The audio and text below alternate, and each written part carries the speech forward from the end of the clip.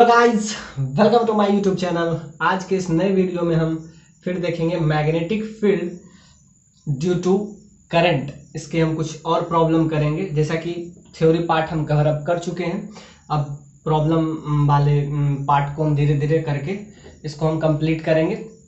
और याद रखिएगा कि मैग्नेटिज्म मतलब आपके सिलेबस का सबसे बड़ा पार्ट है, सबसे बड़ा पार्ट मैग्नेटिज्म ही है। तो उसका पहला पार्ट जो कि हम कवर अप कर चुके थे वो था सिर्फ मैग्नेटिक फील्ड। अब आपके लिए है magnetic field due to current. अब ये करके उसके बाद हम शुरू करेंगे परमानेंट मैग्नेट। इसके बाद का जो है उसके बाद हम परमानेंट मैग्नेट करेंगे और आपका पूरा मैग्नेटिज्म कवर हो गया। उसके बाद सिर्फ आपका चैप्टर बचेगा एक EMI इलेक्ट्रोमैग्नेटिक इंडक्शन। उसके बाद आपके पास एक चैप्टर बच जाएगा AC अल्टरनेटिंग करंट। ये सब छोटा छोटा चैप्टर है। EMI वैसे बड़ा चैप्टर है और AC वैसे कुछ ज़्यादा बड़ा चैप्टर नहीं है। उसके बाद हम मॉडर्न फिजिक्स करेंगे और मॉडर्न फिजिक्स के बाद होपफुली आपका लगभग सिलेबस खत्म हो जाएगा। और अगर कुछ बचेगा तो उसको हम आगे करके देखेंगे।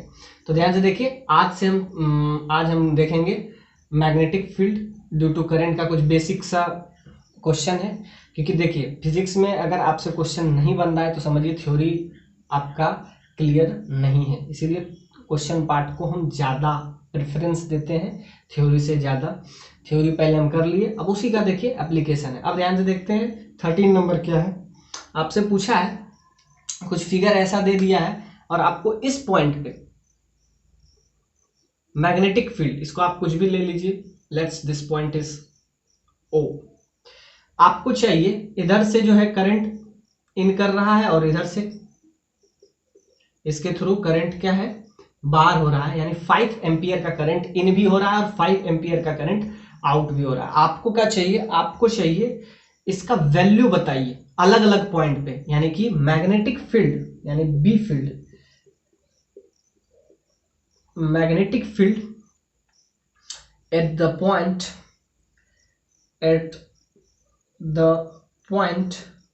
अलग अलग पॉइंट पे आपको मैग्नेटिक फील्ड बताना है। S R P इस पॉइंट पे आपको निकालना है और Q अलग अलग पॉइंट पे आपको मैग्नेटिक फील्ड का वैल्यू निकालना है कि मैग्नेटिक फील्ड वाकई में है क्या। तो एक क्वेश्चन है, सिर्फ एक क्वेश्चन, उसी में आपका सारा कंसेप्ट क्लियर हो जाएगा। अलग अलग पॉइंट पे हमको इलेक्ट्रिक फील्ड मतलब मैग्नेटिक फील्ड का वैल्यू निकालना है। एक देखिए, हालांकि एक ही क्वेश्चन है लेकिन इसमें 4 पार्ट है। S पे भी बताइए, R पे भी बताइए, P पे भी बताइए, Q पे भी बताइए। तो शुरुआत हम शुरू करते हैं P पे। सो मैग्नेटिक फील्ड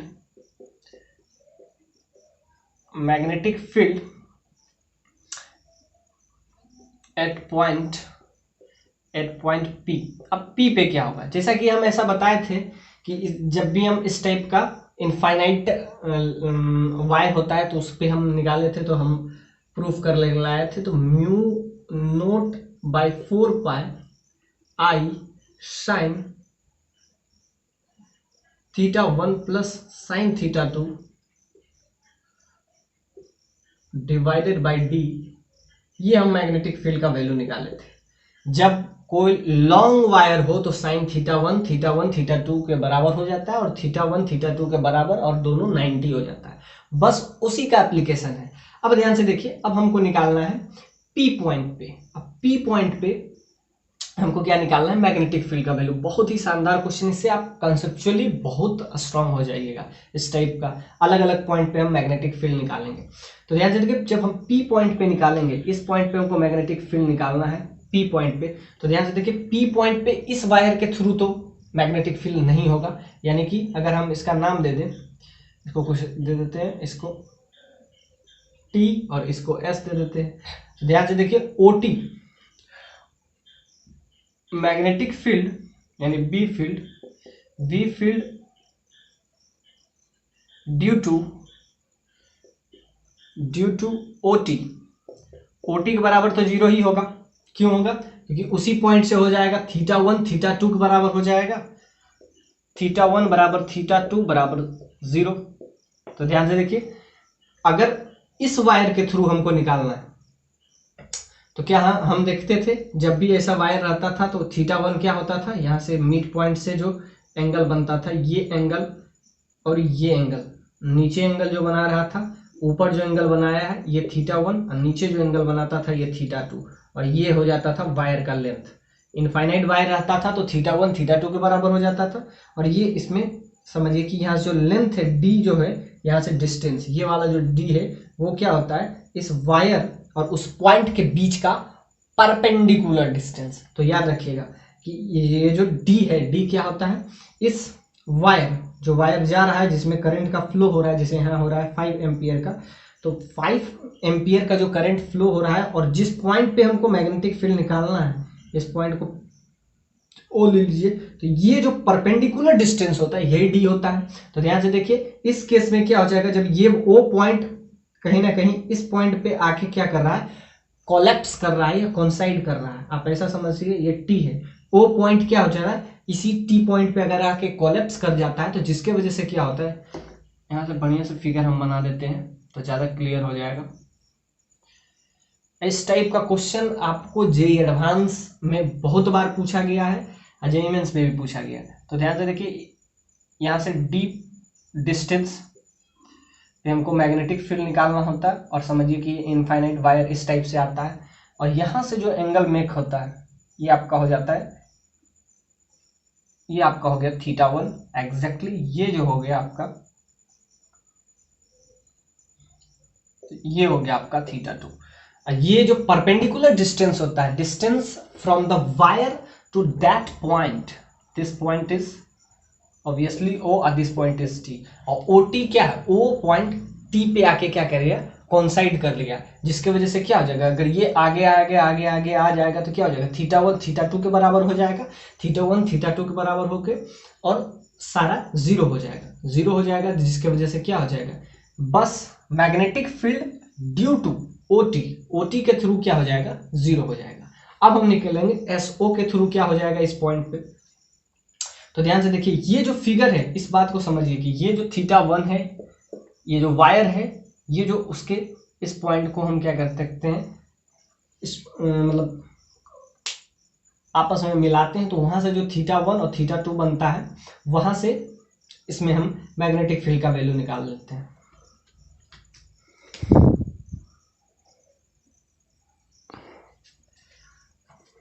तो यहाँ पे θ1 θ2 के बराबर हो गया, तो क्या हो जाएगा, सिर्फ magnetic field due to OT के थ्रू जो मैग्नेटिक फील्ड आ गया वो क्या हो गया, जीरो। अब हम मैग्नेटिक फील्ड क्या निकालेंगे, किसके थ्रू, तो इस बात को याद रखिएगा, ये जो होगा ये आपका θ1 हो गया, और ये जो हो गया आपका, ये आपका θ2 हो गया,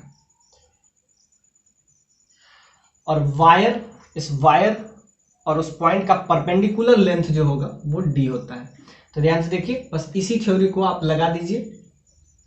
तो एक तो आपका जीरो हो गया, किसके थ्रू, OT के थ्रू जीरो हो गया, क्योंकि θ1 θ2 के बराबर हो गया और ये आपस में जीरो हो गया। तो ये ध्यान से देखिए, ये वायर है जिसमें 5 एम्पियर का करंट फ्लो हो रहा है, O पॉइंट है जिससे D डिस्टेंस परपेंडिकुलर है, और ये ध्यान से देखिए, इसमें D जीरो रख दीजिए, जब D जीरो रख दीजिएगा तो यहाँ से तो आपको लग रहा है क्या, इनफाइनाइट आ जाएगा। तो यहाँ से आप ध्यान से देखिए, θ1 θ2 के बराबर हो जाएगा, D जीरो नहीं होगा, कोइंसाइड कर रहा है, θ1 θ2 के बराबर हो जाएगा, ऊपर जीरो हो गया तो मैग्नेटिक फील्ड जीरो हो जाएगा। अब ध्यान से देखते हैं, magnetic field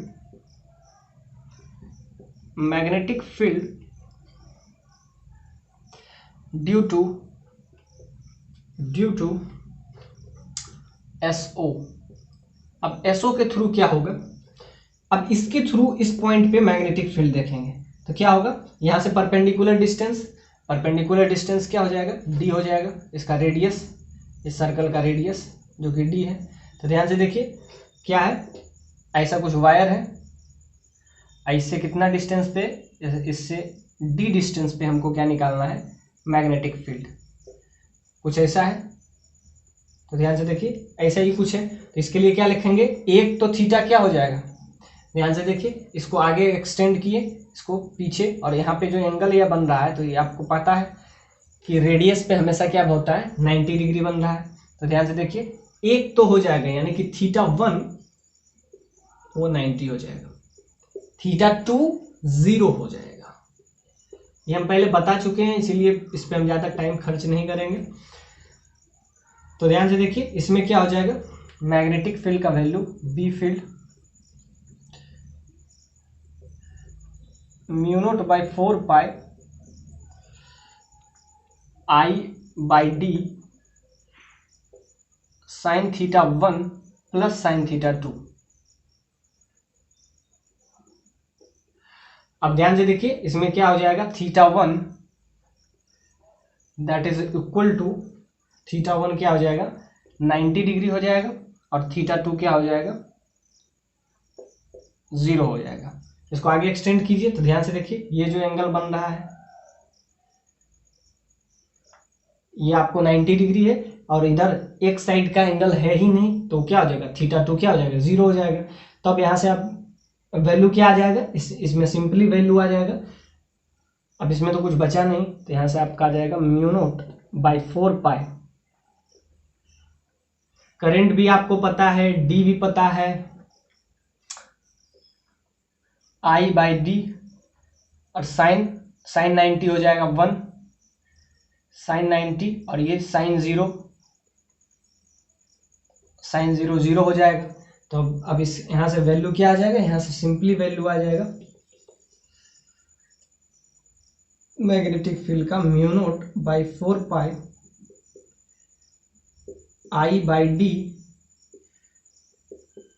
sign 90 plus sine 0। अब लिख देते हैं magnetic field due to SO, ये एसओ वायर के थ्रू। तो ध्यान से देखिए, इसका वैल्यू आपको पता है 10⁻⁻7 होता है, करंट आपको 5 एम्पियर दे दिया हुआ है, बीच का डिस्टेंस डी है तो इसको डी ही रखिए, और साइन थीटा 1 91 हो जाएगा, और ये 0 हो जाएगा। तो ये आपका आ गया एब्सोल्यूट वैल्यू, एग्जैक्टली ये हम निकालें magnetic field at the point P point पे हमको मैग्नेटिक फील्ड आ गया। अब हम निकालते हैं magnetic field at the point R, इस पॉइंट पे हमको मैग्नेटिक फील्ड का वैल्यू निकालेंगे आर पे।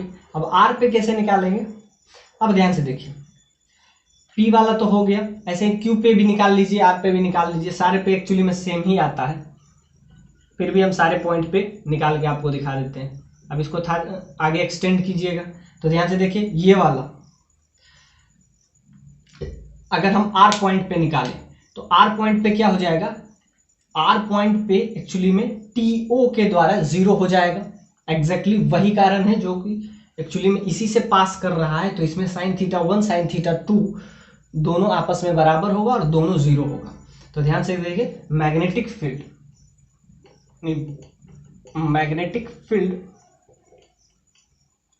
ड्यू टू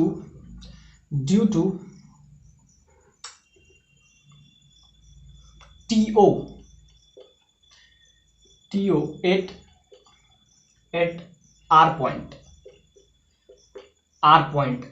अब ध्यान से देखिए, एक बार इसको देख लीजिए, उसके बाद हम पूरा जितना काम इसमें किए हैं और मतलब उतना ही काम हम इसमें भी करेंगे, क्योंकि ध्यान से देखिए बस फर्क यही है कि ये इस साइड है सर्कल का, इस साइड, ये इस साइड है, और कोई फर्क नहीं पड़ेगा। तो एक के लिए जो होगा वही दूसरे के लिए होगा।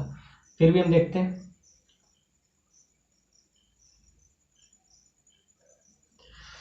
तो इस पॉइंट पे अगर हम निकालते हैं आर पॉइंट के थ्रू, इस क्योंकि ये उसी से पास कर रहा है, तो क्या हो जाएगा, इसमें मैग्नेटिक फील्ड में हम क्या निकाले थे, mu naught by 4 pi I by D sine theta 1 plus sine theta 2। तो ध्यान से देखिए, अगर वो उसी लाइन से पास कर रहा है तो क्या हो जाएगा, उसी लाइन से पास कर रहा है तो थीटा 1 बराबर थीटा 2 बराबर 0, और ये 0 हो जाएगा। तो जिसके वजह से magnetic field due to TO wire के थ्रू, टीओ वायर लिख देते हैं, इसके थ्रू 0 हो जाएगा। सो मैग्नेटिक फील्ड क्या हो जाएगा, 0 हो जाएगा। किसके through, magnetic field due to this TO wire. अब एग्जैक्टली ऐसे ही निकालेंगे, इसके थ्रू, SO थ्रू। सो अब फिर लिखेंगे मैग्नेटिक फील्ड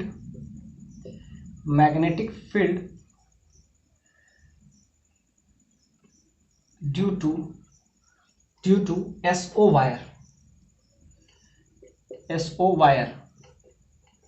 SO इसका बस हम क्या लेंगे, नाम ले लिए। और ये इनफाइनाइट पे चल रहा है, याद रखिए, ये बहुत दूर जा रहा है। ऐसा नहीं है कि ये हवा में लटका हुआ है, ये बहुत दूर जा रहा है। बस ऐसा समझिए कि इसके करीब पॉइंट है, तो ये समझिए कि इनफाइनाइट है, ऐसा आप समझ सकते हैं। इनफाइनाइट यानी लॉन्ग डिस्टेंस, आप ऐसा समझ सकते हैं। तो यहां पे ये हो जाएगा आपके लिए इस R पॉइंट पे, एट R। हम कहां पे निकाल रहे हैं, R पॉइंट पे निकाल रहे हैं। तो यहां फिर भी लिखेंगे μ0/4π I/d, क्योंकि इसको आगे एक्सटेंड करेगा तो ये भी डिस्टेंस, एक्चुअली ये डिस्टेंस दी है तो ये भी डिस्टेंस दी होगा, क्योंकि ये भी सर्कल का रेडियस ही है। और यहाँ पे क्या हो जाएगा, sin θ1 प्लस sin θ2। अब θ1 बराबर θ2। अब इसमें क्या हो जाएगा, अब कौन सा एंगल, अब ध्यान से देखिए, ये एंगल, क्योंकि ये बहुत दूर जा रहा है तो इसको ऑलमोस्ट हम क्या समझ सकते हैं, 90 डिग्री। अब ध्यान से देखिए, इसके एक ही साइड एंगल बन रहा है। अब ये वायर और इधर भी जाता, ये वायर पूरा का पूरा इधर भी जाता, पूरा पूरा लॉन्ग वायर रहता, तो θ1 θ2 के बराबर हो जाता और दोनों 90 हो जाता। लेकिन ये जो है बस इतना लिमिटेड है, इधर तो जा रहा है तो इधर जा रहा है, तो ये क्या हो जाएगा, ये आपका हो जाएगा 90 डिग्री। ये तो 90 डिग्री हो जाएगा, लेकिन एक ही साइड जा रहा है, इस साइड ये नहीं है। सो सिर्फ इसमें आप ऐसा रख सकते हैं θ1 बराबर 90 डिग्री, θ2 बराबर क्या हो जाएगा 0। कुछ नहीं है तो क्या है, यहाँ के आगे साइड कुछ है ही नहीं। अगर ये आगे रहता, ये वायर SO है और इधर भी कुछ रहता तो क्या हो जाता, θ1 बराबर θ2 बराबर 90 डिग्री। लेकिन एक साइड तो है ही नहीं, तो क्या ये आप समझ सकते हैं, मतलब ये 90 है नहीं, बस ये लॉन्ग वायर है, इसलिए इसको हम 90 ले लेते हैं। एग्जैक्टली यही काम करेंगे। अब बस पुट कर दीजिए, वैल्यू बस वही है। फिर एक बार हम, मैग्नेटिक फील्ड आ गया, बी फील्ड, तो ये आ जाएगा μ0/4π I/d sin θ1 sin 90 plus sin 0।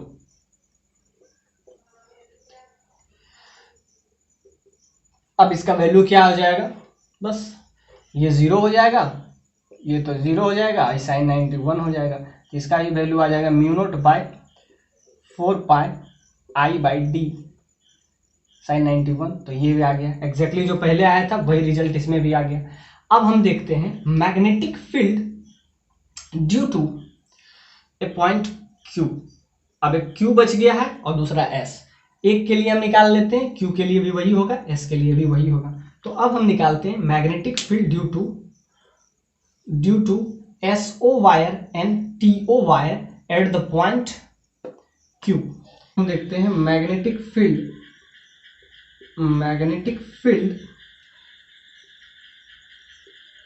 Due to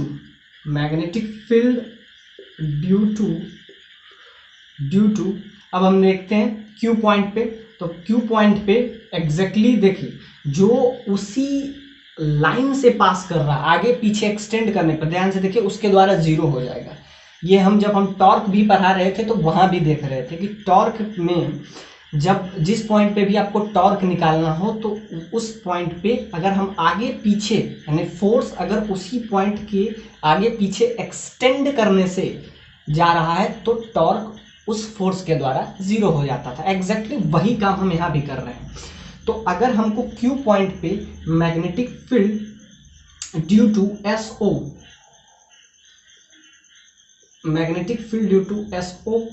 wire, इस वायर के थ्रू हमको अगर इस पॉइंट पे निकालना है magnetic field due to SO wire at Q point, अगर हमको क्यू पॉइंट पे निकालना है तो क्या होगा, एस ओ को अगर हम आगे एक्सटेंड करते हैं, तो एस ओ को अगर आगे एक्सटेंड करते हैं तो वो क्या होता है, which is passing through the point Q. और अगर उसी पॉइंट से पासिंग थ्रू है तो याद रखिएगा उसका जीरो हो जाता है। तो आपको जीरो करने के लिए कुछ ज़्यादा दिमाग नहीं लगाना है, साइन थीटा 1 साइन थीटा 2। और याद रखिएगा कि अगर उस पॉइंट पे, जिस भी पॉइंट पे आपको मैग्नेटिक फील्ड निकालना है, अगर करंट उसी पॉइंट से आगे पीछे एक्सटेंड करने पे उसी पॉइंट से पास हो रहा है तो उसके थ्रू मैग्नेटिक फील्ड, क्योंकि हम जो पढ़ रहे हैं chapter magnetic field due to current, तो करंट अगर उसी पॉइंट से होके जा रहा है तो उस पॉइंट पे मैग्नेटिक फील्ड का वैल्यू जीरो हो सकता है, जीरो होगा, हो सकता है ना, होगा। So magnetic field due to SO wire at the point P is zero, हमेशा जीरो हो जाएगा। अब कैसे होगा, उसके लिए हम क्या लिखते हैं, बी फील्ड का फॉर्मूला से भी आप समझ सकते हैं इसको। तो क्या हो जाएगा, mu naught by 4 pi I by D sine theta 1 plus sine theta 2। तो क्यों, क्योंकि इस पॉइंट से अगर हम एंगल निकालते हैं, अगर इसको हम आगे एक्सटेंड करेंगे तो एंगल क्या हो जाता है, थीटा 1 बराबर थीटा 2 बराबर 0 डिग्री, यानी थीटा 1 भी जीरो है, थीटा 2 भी जीरो है। और एक्चुअली में जीरो हो जाता है, इसके वजह से क्या हो जाएगा, समझिए कि बस एसओ के थ्रू मैग्नेटिक फील्ड एसओ के थ्रू क्या हो जाएगा, यहाँ पे जीरो हो जाएगा। अब हम देखते हैं magnetic field due to TO, TO के थ्रू क्या होगा। अब टीओ तो उसी पॉइंट से पास कर नहीं रहा है, यानी इसके थ्रू जीरो तो नहीं होगा। अब क्या होगा वो हम देखते हैं। Magnetic field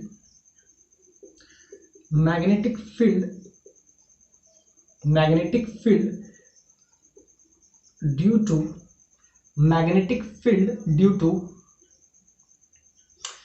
to TO wire, TO बस इसका हम नाम दे दिए हैं, इसका कोई लिमिटेशन नहीं है। याद रखिएगा ये लॉन्ग वायर है, लॉन्ग वायर है, मतलब कि ऐसा नहीं कि ये खत्म कहाँ हो रहा है, मतलब बहुत दूर जा रहा है। अब इसके बहुत करीब पॉइंट होता है। लॉन्ग वायर इनफाइनाइट का मतलब ये है कि वो मतलब कि जैसे इस अगर हम ये मार्कर को ऐसे हम वायर समझे तो इसके बहुत नज़दीक के जो पॉइंट होता है उस पॉइंट पे अगर हम मैग्नेटिक फील्ड निकालते हैं तो इसीलिए ये इसके लिए लॉन्ग हो जाता है। मतलब रिस्पेक्ट टू, मतलब अगर लेंथ उसका L is very very very greater than with respect to do, इसीलिए L जो होता है D के रिस्पेक्ट में इनफाइनाइट हो जाता है। ऐसा कुछ वायर नहीं है कि बहुत इतना लंबा है कि इसका हम काउंट नहीं कर सकते, बस उसके रिस्पेक्ट में इनफाइनाइट होता है। तो ध्यान से देखिए, मैग्नेटिक फील्ड हम निकाल रहे हैं, magnetic field due to TO at the point Q point पे हमको निकालना है। तो क्या हो जाएगा, फिर हम यही फॉर्मूला यूज करेंगे। जब ये फॉर्मूला यूज करेंगे तो ध्यान से देखिए, अब टीओ के थ्रू तो ये वाला पॉइंट को हम इस टाइप से मिलाएंगे, इस पॉइंट से अगर हम इसको मैच करेंगे तो ये कहीं कहीं, क्योंकि ये इनफाइनाइट वायर है तो ये आपको बना देगा 90 डिग्री। तो ध्यान से देखिए, इसको पीछे एक्सटेंड किए तो क्या हुआ, अब ये वायर एक्चुअली में टीओ तक लिमिटेड है, यानी ओ के आगे नहीं जा रहा। अगर ये आगे जाता तो हम वहां से देखते कि एंगल क्या बन रहा है। तो ध्यान से देखिए, ये एंगल तो बन गया, ये एंगल क्या बन गया, ये आपको 90 दिख नहीं रहा होगा, ये बहुत दूर जाएगा, इसीलिए इसको 90 हम ले लेते हैं। सो इसमें क्या हो जाएगा, मैग्नेटिक फील्ड में इसमें आप पुट कर दीजिएगा theta 1 that is equal to 90 degree, क्योंकि इसके बाद इसका वायर लिमिटेड है। So theta 2 is equal to 0 degree. क्यों, क्योंकि इसके बाद कुछ है ही नहीं है तो एंगल क्या बना रहा है इसके थ्रू। ऐसे आप समझिए कि इधर अगर रहता तो कुछ ना कुछ एंगल बनाता, कुछ है ही नहीं तो एंगल नहीं बना रहा है। So theta 2 is equal to 90 degree.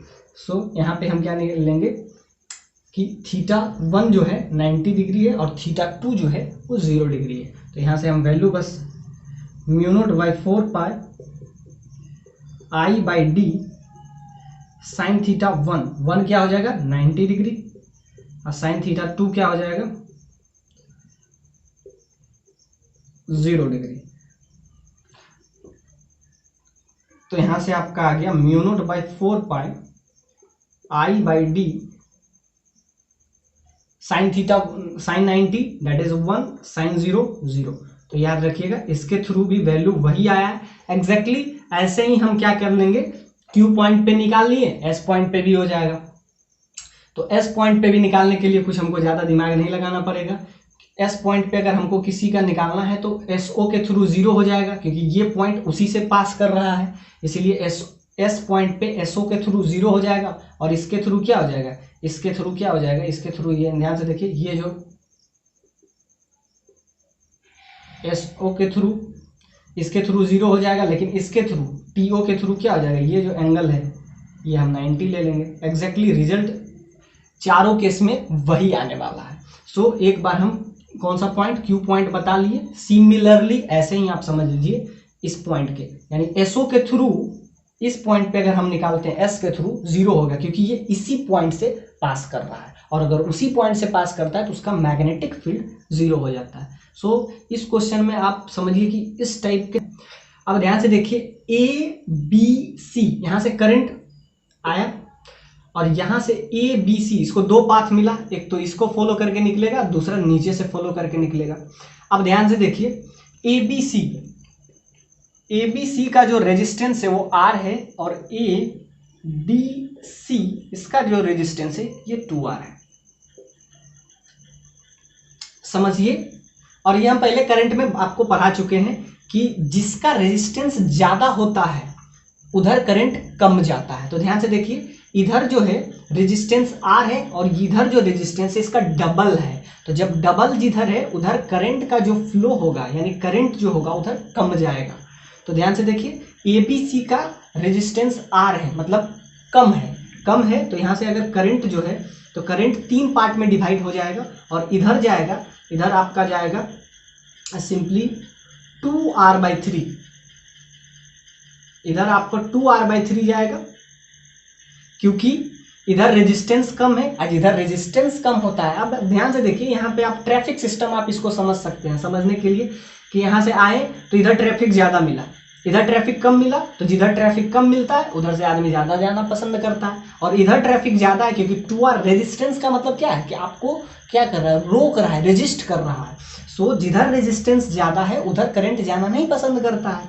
या ध्यान से देखिए, यहाँ पे आप पहुंचे, आपको दो तरफ जाना है, पहुंचना यहीं पे है, तो क्या होगा, जिधर आपको कम मतलब ट्रैफिक मिलेगा, इधर आपको कम ट्रैफिक मिल रहा है, इधर से आप चले जाइएगा, इधर से आपको ज़्यादा मिल रहा है तो इधर जाना कम पसंद कीजिएगा, यानी कि प्रपोर्शंस के हिसाब से जाता है। तो इधर देखिए 2R/3, अब जो बचा क्या, बचा R/3, वो इधर से चला जाएगा, मतलब बचा जो करंट R का मतलब I, 2I इधर से जाएगा और बचा हुआ RI/3 ये इधर से जाएगा। अब आपसे क्वेश्चन पूछ रहा है, क्वेश्चन आपसे पूछ रहा है कि मैग्नेटिक फील्ड बताइए, magnetic field at the centre of loop, मतलब इसके सेंटर पे आप बताइए, सेंटर ऑफ लूप, इस O पॉइंट पे आपको मैग्नेटिक फील्ड का वैल्यू अब निकालना है। अब ध्यान से देखिए, इसको आगे एक्सटेंड कीजिए, इसको आगे पीछे एक्सटेंड कीजिए, क्योंकि इसके सेंटर पे आपको क्या चाहिए, आपको सिंपली मैग्नेटिक फील्ड आपको चाहिए, इसके सेंटर पे चाहिए। तो सेंटर पे कैसे निकालेंगे, इसको आगे पीछे इस टाइप से हम क्या करेंगे, एक्सटेंड करेंगे। जब हम इसको एक्सटेंड करेंगे तो क्या होगा, ये कहीं ना कहीं O पॉइंट से होके जाएगा। अब आपको करंट भी पता है, अब इसके थ्रू आप देख लीजिए O पॉइंट पे क्या होगा, अब एंगल क्या होगा। अब जैसा कि आपको ये ऑफ कोर्स इक्विलैटरल दिख रहा होगा,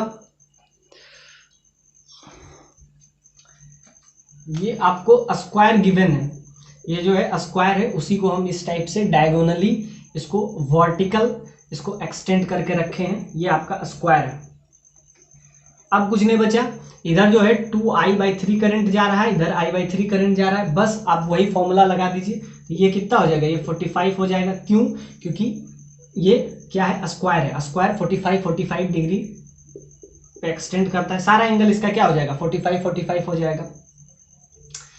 तो अब इसके थ्रू आप निकालिए, इसके थ्रू जिसके थ्रू भी आप निकालिएगा तो क्या हो जाएगा, O पॉइंट पे जब हम निकालेंगे तो क्या होगा, O पॉइंट पे, तो O पॉइंट पे जिस भी पॉइंट पे आपको निकालना है, ये डिस्टेंस इसमें बहुत मैटर करता है।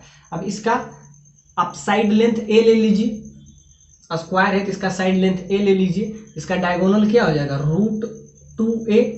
अब इसका हाफ क्या हो जाएगा, इसका हाफ हो जाएगा, इसका हाफ हो जाएगा √2a डिवाइडेड बाय 2, तो यहाँ से आ जाएगा a बाय √2। अब लगा दीजिए सिंपली फॉर्मूला मैग्नेटिक फील्ड वाला,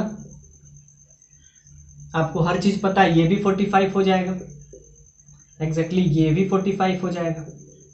तो ध्यान से देखिए, वायर जब रहता है तो उसके इस पॉइंट पे हम जब निकालते हैं तो इस टाइप से ये आपका sin थीटा 1 होता है एग्जैक्टली, इस पॉइंट को हम जब मिलाते हैं तो ये sin थीटा 2 होता है। और इसके में बी डी जो है, बीच का गैप जो है ये डी है, तो ऐसे ही आप निकाल सकते हैं। तो ये आपका आ गया a बाई √2।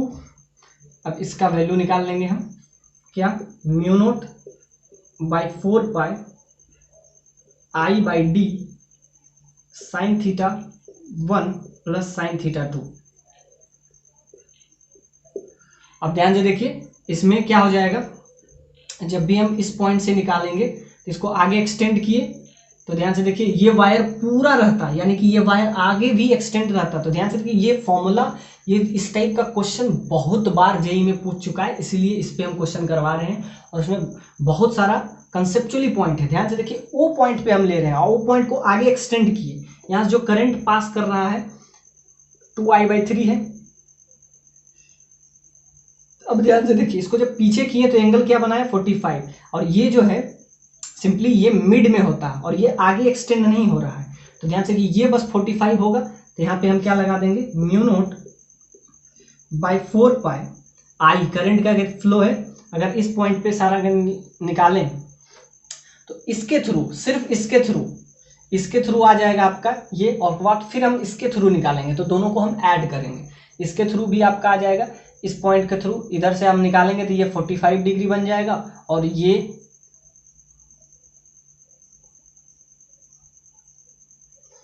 बस इसमें पुट कर दीजिए कि थीटा क्या हो जाएगा, थीटा 1 आ जाएगा आपका।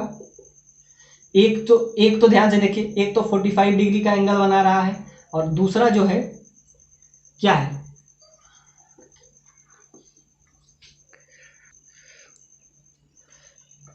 ध्यान से देखिए ये जो है इसके मिड में, यानी कि वायर जो होता है उसके मिड से हम परपेंडिकुलर डालते हैं। तो ध्यान से देखिए वायर जो है ए बी से मिड में हम जब परपेंडिकुलर डालेंगे, एग्जैक्टली ऐसे ही हम सारे में परपेंडिकुलर डालें, एक बार हम ये निकाल लेंगे कि यहाँ से परपेंडिकुलर डिस्टेंस का वैल्यू क्या है, क्योंकि एंगल तो सारा 45 ही होगा, स्क्वायर है तो 45 डिग्री ही एंगल होगा। बस ये लेंथ हम निकाल लेते हैं। अब ये लेंथ के लिए बहुत सिंपल है, आपको पता है कि ये 45 है, ये आपको हाफ लेंथ अभी हम निकाले थे तो a बाई √2 आया था। टोटल क्या होता है, टोटल डायगोनल कितना है, √2a, a क्या है उसका स्क्वायर का साइड है, a is a side of a square. अब ध्यान से देखिए ये परपेंडिकुलर डिस्टेंस, जब भी हम कोई वायर लेते हैं तो वहां के उसके मिड में हम परपेंडिकुलर डालते हैं। तो याद रखिएगा ये वायर है, ए बी एक वायर है, तो उसके मिड में हम परपेंडिकुलर इस टाइप से ड्रॉ करेंगे, तो इसमें मिड में कर लेंगे, तो उसके बीच का लेंथ हमको पता होता है, वही डी होता है आपके लिए। ये जो डी होता है वो क्या होता है, वायर से परपेंडिकुलर जो होता है ये आपको थीटा 1 होता है और ये आपको थीटा 2 होता है, तो उसके मिड, तो ध्यान से देखिए वायर के मिड में हम डालेंगे और परपेंडिकुलर डालेंगे, और वो डी होता है, तो पहले हम डी निकालेंगे। तो यहाँ पे क्या हो जाएगा, sin 45, हमको ये निकालना है ये वाला, इसको हम कुछ देर के लिए पी ले लेते हैं, पी पॉइंट को निकालना है। sin 45 क्या हो जाता है, परपेंडिकुलर बाय हाइपोटेनस, हाइपोटेनस क्या होता है 90 डिग्री के सामने का, 90 डिग्री के सामने का क्या है a बाई √2। तो यहाँ से p का वैल्यू आपको सिंपली आ जाएगा, sin 45 क्या होता है, simply sin 45 into a by √2। अब ध्यान से देखिए a बाई यहाँ पे ये इसका value a by √2 into 1 by √2, you will gate a by 2। तो a बाई 2 वैल्यू आ गया, यानी कि परपेंडिकुलर डिस्टेंस पता चल गया, परपेंडिकुलर डिस्टेंस पता चल गया मतलब d का वैल्यू पता चल गया। तो वैल्यू अभी हम निकाले थे μ0 by 4 pi I by d, तो d यहाँ हमारा निकल गया sin theta 1 plus sin theta 2, sin theta 2, theta 1 बराबर थीटा 2 बराबर 45 डिग्री, और बीच का परपेंडिकुलर डिस्टेंस हम क्या लेके आए, बीच का परपेंडिकुलर डिस्टेंस भी पता हो गया। अब बस वैल्यू पुट कर दीजिए, एक में करंट क्या हो जाएगा 2i/3 हो जाएगा, और एक का निकाल लेंगे उसी का 2 टाइम्स हम कर लेंगे, वही हो जाएगा एग्जैक्टली जो इसमें होगा वो उसी का हम 2 टाइम्स कर लेंगे। तो ये ए बी सी और ए बी डी में बस करंट एक में 2i/3 है, एक में i/3 है, बस वैल्यू हम इसमें पुट कर देंगे। तो ये आप हमेशा याद रखें कि जो वायर होते हैं उसके मिड में हम क्या डालते हैं, परपेंडिकुलर। तो ध्यान से देखिए यहाँ पे हम क्या कर देंगे, ऐसे करके परपेंडिकुलर देंगे, और परपेंडिकुलर क्या हो जाएगा, a/2 हो जाएगा। अब ध्यान से देखिए, बस वैल्यू आप पुट कर दीजिए। अब तो इसमें कुछ रहा नहीं, डी भी आपको निकल गया, थीटा भी निकल गया, तो इसमें जब वैल्यू पुट करेंगे तो बी फील्ड आ जाएगा आपका। लास्ट में हम 2 टाइम्स कर देंगे, क्योंकि जो इसके लिए हो जाएगा वो इसके लिए हो जाएगा। डी नहीं चेंज कर रहा है, एंगल चेंज नहीं कर रहा है, तो जो ए बी के लिए, यानी ए बी के लिए जो हम निकालेंगे, यानी मैग्नेटिक फील्ड बी फील्ड जो ए बी के लिए होगा एग्जैक्टली वही हम बी सी के लिए भी दे देंगे, यानी कि B field is same as B field due to B C. A B के लिए जो होगा वही बी सी के लिए भी होगा एग्जैक्टली। बस वैल्यू पुट कर देंगे तो यहां से क्या आ जाएगा, μ0/4π I/d sin θ1 प्लस sin θ2। अब इसमें θ1 θ2 I सारा पता है। इसमें करंट का फ्लो कितना हो रहा है, इसमें करंट का फ्लो आपका हो रहा है 2I/3, तो μ0/4π 2I/3। डी का वैल्यू क्या हो जाएगा, a/2, तो a आएगा, 2 ऊपर चला जाएगा, a/2। अब sin θ1 यानी sin 45, एग्जैक्टली sin 45 ये भी हो जाएगा। अब ए बी सी का है तो 2 टाइम्स कर देंगे, तो ये 2 टाइम्स हो जाएगा। तो ध्यान से देखिए 2 टाइम्स हो जाएगा तो और कुछ वैल्यू क्या हो जाएगा, 2 × 2 that is 4 into μ0/4π you will get into 2I current इसमें जो फ्लो हो रहा है, तो 2 × 2 4 2I/3। बस अब कुछ बचा नहीं है, sin θ1 तो यहाँ पे हो जाएगा 1/√2, 2 टाइम्स प्लस 1/√2। बस इसको बस आप डील कर लीजिए। तो ध्यान से देखिए, जो इसके लिए सिचुएशन होगा वही बीसी के लिए भी होगा, एग्जैक्टली जो एडी के लिए होगा वही सीडी के लिए भी हो जाएगा, या डीसी के लिए, यानी सारा के लिए सिचुएशन सेम हो गया। बस वैल्यू बस इसमें पुट कर देंगे, आपका वैल्यू आ जाएगा। क्योंकि ध्यान से देखिए एंगल नहीं चेंज कर रहा है, बीच का डिस्टेंस सेम नहीं, मतलब चेंज नहीं करेगा, क्योंकि डिस्टेंस भी तो सब परपेंडिकुलर आपस में बराबर ही होगा। तो ध्यान से देखिए वहां से क्या लाए थे, magnetic field due to wire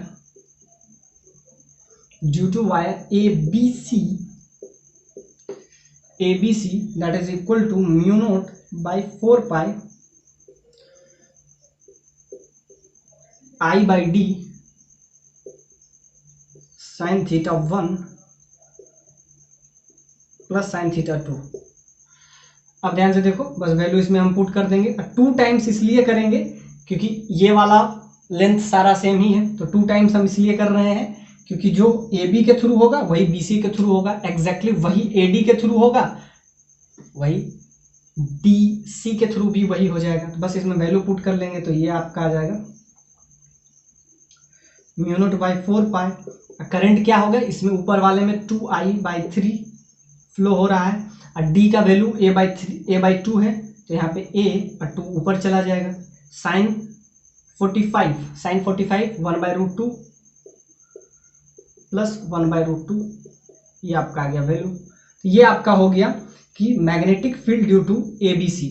exactly अब हम निकालेंगे magnetic field due to ADC। तो ध्यान से देखिए D तो सेम ही आएगा, बस करंट चेंज हो जाएगा, θ1 भी वही रहेगा, बस करंट क्या होगा इस सेंस में, इसमें 2I करंट फ्लो हो रहा है, इसमें क्या हो जाएगा I = 2I/3, बस और कोई चेंज नहीं होगा, बाकी हर चीज वही होगा। यानी कि इसका क्या हो जाएगा, इसका हाफ हो जाएगा। यानी कि ऐसा भी समझ सकते हैं कि इसमें जो मैग्नेटिक फील्ड आएगा, क्योंकि इसमें करंट कम जा रहा है, तो इसमें फील्ड भी कम जनरेट होगा, तो इससे क्या हो जाएगा, हाफ हो जाएगा। मतलब इसका जो भी वैल्यू आ जाए, यानी कि ABCD का जो भी वैल्यू आ जाए उसका क्या हो जाएगा, हाफ हो जाएगा। किसका, ABC का। तो इसका 1 का वैल्यू निकाल लीजिए, उसका हाफ वैल्यू कर दीजिए, करने का जरूरत भी नहीं है। तो उसमें क्या करेंगे, θ1 सारा चीज तो वही है, या तो एक बार हम उसको कर भी देते हैं, यहाँ पे एक बार हम लिख देते हैं।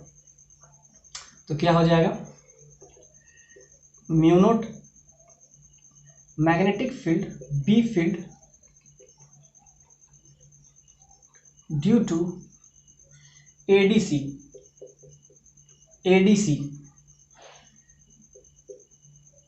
at the point O point पे हमको निकालना है। क्या हो जाएगा, मैग्नेटिक फील्ड का जो वैल्यू होगा mu naught by 4 pi, current इसमें कितना हो जाएगा, सिंपली I/3 हो जाएगा।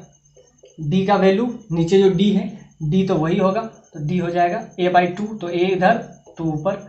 अब ध्यान दीजिए sin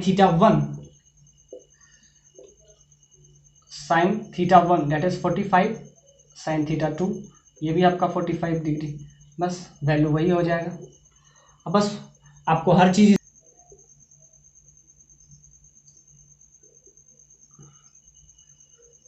आपको निकालना है कि इसके सेंटर पे मैग्नेटिक फील्ड का वैल्यू क्या होगा। समझिए कि करंट कुछ ऐसा आ रहा है, I करंट यहां से पास करते हुए कुछ ऐसा सिंपली इस टाइप से बाहर निकल रहा है। तो आपको बताना है कि मैग्नेटिक फील्ड इस O पॉइंट पे, यानी कि B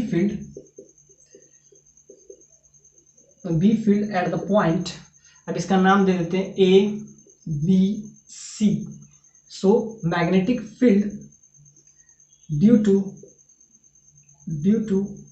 ABC at the center of ABC, centre के आपको निकालना ABC के through at the centre of triangle. ये आपका इक्विलेटरल ट्रायंगल दिया हुआ है, यानी कि सारा एंगल क्या है, 60 है, ये आपको दिया गया है। आपको निकालना इस O पॉइंट पे मैग्नेटिक फील्ड का वैल्यू क्या होगा। जैसा कि आपको पता होगा कि ये जो परपेंडिकुलर डिस्टेंस होगा इसका वैल्यू आप हमेशा याद रखें तो ज़्यादा बेटर है इक्विलेटरल ट्रायंगल के लिए। ये होता कितना है, तो एक बार हम बस इसको आज एक्सप्लेन कर देंगे, आगे बस इसका वैल्यू आप याद रखेंगे। इक्विलेटरल ट्रायंगल में ये जो परपेंडिकुलर है, ये यहाँ से जो परपेंडिकुलर होगा, क्योंकि ध्यान से देखिए वायर के थ्रू हम यही देखेंगे कि कितना यहाँ से करंट आया है, और क्योंकि ये इक्विलेटरल ट्रायंगल है और इधर से भी कुछ करंट पास करेगा इधर से, फिर लास्ट में ये इस तरह से मतलब ये ट्रायंगल से बाहर हो जाएगा। तो क्या होगा, इसका हम मैग्नेटिक फील्ड निकालेंगे। तो मैग्नेटिक फील्ड के लिए हमको हमेशा परपेंडिकुलर डिस्टेंस की जरूरत होता है। तो ध्यान से देखिए इसका साइड A होगा तो ये A/2 हो जाएगा, और ये ध्यान से देखिए आपको ये परपेंडिकुलर डिस्टेंस यहाँ से निकालना होता है। यहाँ से ये परपेंडिकुलर डिस्टेंस है, ध्यान से देखिए ये 90 डिग्री है और ये कितना हो जाएगा, 30 डिग्री हो जाएगा। तो याद रखिएगा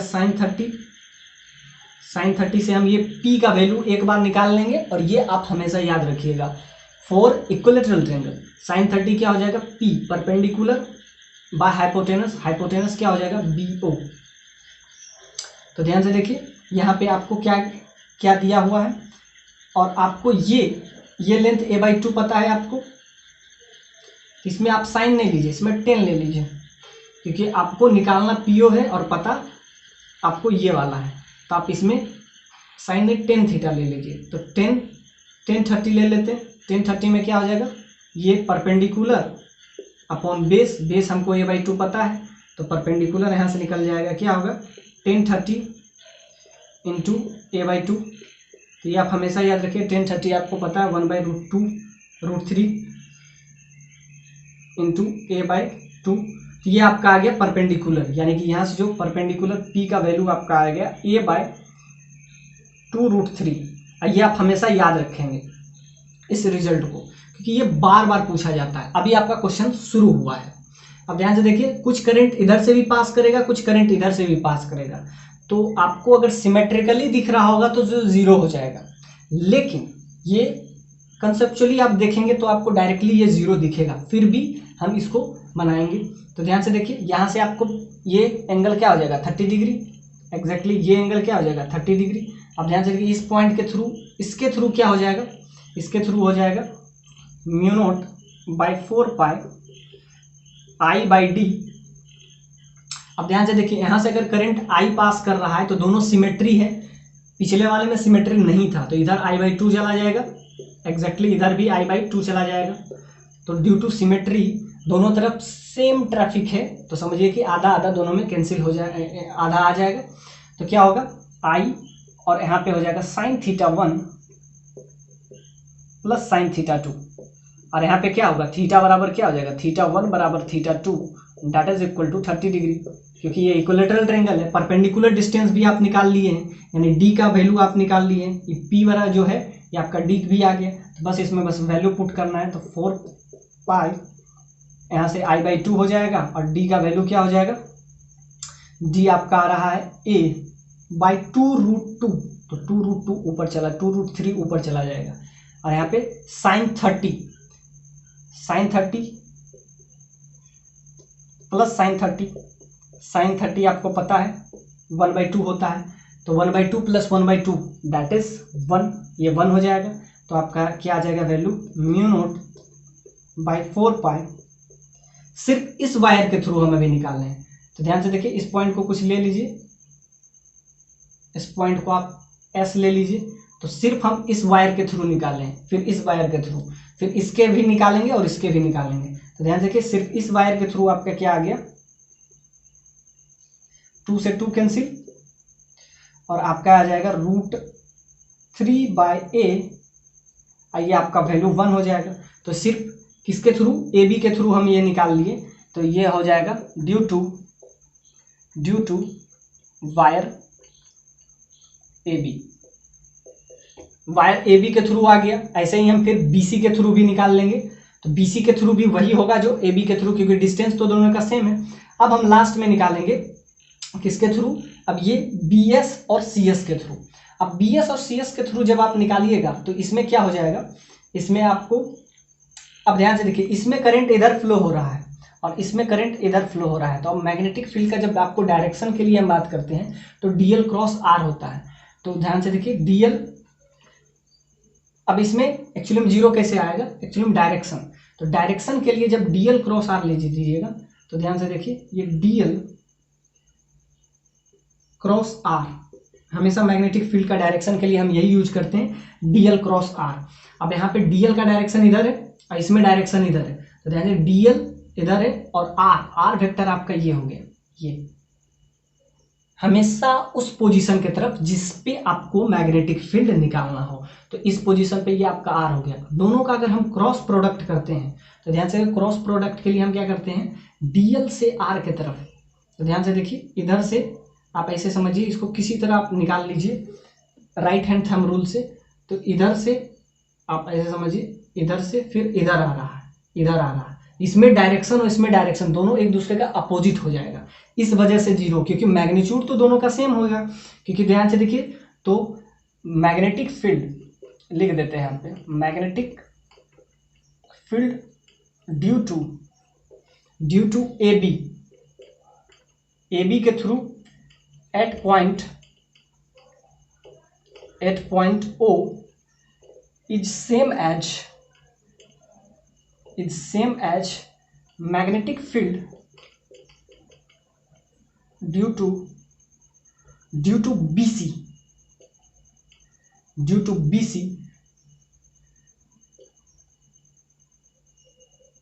at पॉइंट O, मतलब दोनों के द्वारा इक्वल होगा, बस डायरेक्शन एक दूसरे के अपोजिट होगा, इस वजह से एक दूसरे को कैंसलाइज करेगा।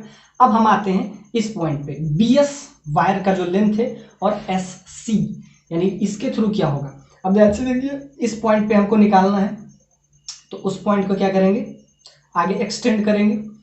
अगर हम इसके थ्रू निकालते हैं, सिर्फ BS के थ्रू अगर हम निकालते हैं, तो क्या हो जाएगा, एंगल जब हम इसको आगे एक्सटेंड करेंगे, इस पॉइंट पे, तो एक एंगल तो यहाँ से आपका क्या आ जाएगा, एक एंगल तो आपका ये आ जाएगा, ये 60 है, ये 30 है, तो इसको 60 होना पड़ेगा, ये आपका 60 हो जाएगा। और एक्चुअली में ये BS लिमिटेड है, तो एक टाइप से आपका आ रहा है, इधर से 60 आ रहा है, दूसरे तरफ तो है ही नहीं, तो दूसरी तरफ से नहीं है, तो इसके थ्रू आएगा। तो इधर जो करंट है इस डायरेक्शन में हो रहा है, करंट का डायरेक्शन अपोजिट होने के बजाय वैल्यू क्या हो जाएगा, इसमें हम क्या कर लेंगे, mu naught by 4 pi. Perpendicular distance तो दोनों में सेम होगा, डिस्टेंस तो सेम होगा, यानी कि आई। अब करंट क्या होगा, करंट भी सेम हो जाएगा, तो आई बाई डी, डी तो वही होगा जो पी है, लेकिन अब थीटा क्या होगा, थीटा एक्चुअली में इस बार 60 डिग्री हो जाएगा। तो इसके इस पॉइंट को आपस में मिलाएंगे, तो यहाँ पे आ जाएगा साइन 60, इसमें 30 था, इसमें 60 हो जाएगा। और दूसरा एंगल एक्चुअली में ये लिमिटेड है, तो दूसरा एंगल बनेगा ही नहीं, दूसरा ये जब आगे एक्सटेंड रहता तो होता। तो ध्यान से देखिए, एक साइन 0 हो जाएगा। तो इसमें डी का वैल्यू आपको पी जो पता है, आई, तो आई ही आई को आप आई बाई 2 पुट कर दीजिएगा, और यहाँ पे डी को क्या हो जाएगा, डी वही हो जाएगा, क्या हो जाएगा, ए बाय 2√3। तो डी भी पता है, आई भी पता है, बस यही वाला हो जाएगा, बस दोनों का डायरेक्शन, नेट मैग्नेटिक फील्ड यानी कि B net, V field at point O, इस पे नेट मैग्नेटिक फील्ड का वैल्यू क्या हो जाएगा, 0 हो जाएगा। वो कहां से, आप डायरेक्शन से देख लीजिए, डायरेक्शन से डीएल क्रॉस आर जब हम लेंगे, तो डीएल इस प्लेन के परपेंडिकुलर और आर प्लेन के परपेंडिकुलर। तो ध्यान से देखिए, आर तो इधर भी है, तो आर के, लेकिन इधर जो डीएल है, इधर जो डीएल है, और दोनों के बीच में एंगल आपको 60 दिख रहा है। तो ध्यान से देखिए, दोनों अगर नेट मैग्नेटिक फील्ड की बात करें तो 0 हो जाएगा, क्योंकि यहाँ से डायरेक्शन से मैग्नीट्यूड तो सेम होगा, क्योंकि यहाँ से देखिए, ये जो आपका आ गया, ये सिर्फ आ गया magnetic field due to B field due to BS इस वायर के थ्रू। तो इसको हम लिख देते हैं BS इज सेम